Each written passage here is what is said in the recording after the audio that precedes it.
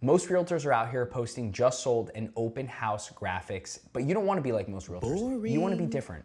And this is what you need to understand. Every piece of content is on the content funnel. It's either top of funnel content, middle of funnel content, or bottom of funnel content. And I'm gonna explain to you the difference in the next 3.5 minutes. What is top of funnel content? Top of funnel content is meant for mass awareness, mass visibility, mass exposure. We want to reach non-followers, people that do not know who you are yet. So how do we do this? Well, there's really only 2 ways to make top of funnel content. We either are making local content, which is like top 5 restaurants in Seattle, or top 5 things to do with your kids in Seattle, or 5 new condos that are being built in Seattle. Okay, this is meant to be shared. This is meant to be relatable to people in your market. And if you make hyper-local spotlight videos, there is a high chance that you will get seen by non-followers. Another type of content that's top of funnel content is viral trends.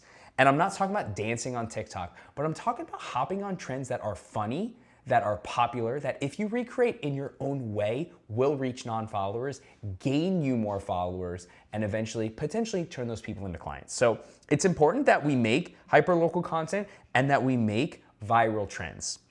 Now, middle of the content funnel. This is where we're nurturing our sphere of influence. The people that know you, like you, and trust you are going to be in your middle of funnel content. Because when we are sitting on the couch watching Netflix with our husband or wife, or when we are sitting on the toilet, we're most likely scrolling content, all right? And when people are scrolling content, there are realtors that are coming across their feed. But if you're not making content, you are not the realtor coming across their feed. It's important that you show up every single day and you provide value to your sphere of influence. And we're gonna do this with that middle of funnel content. What's middle of funnel content? This is value content, informative and educational reels about how the Big Beautiful Bill Act is gonna affect your tax liability in 2026, or 5 new things you need to know about Seattle before moving here, or 3 reasons of things you don't know about living in Seattle, or top 5 reasons why people move out of Seattle. So this is content that is providing information or providing education, and it makes you look trustworthy.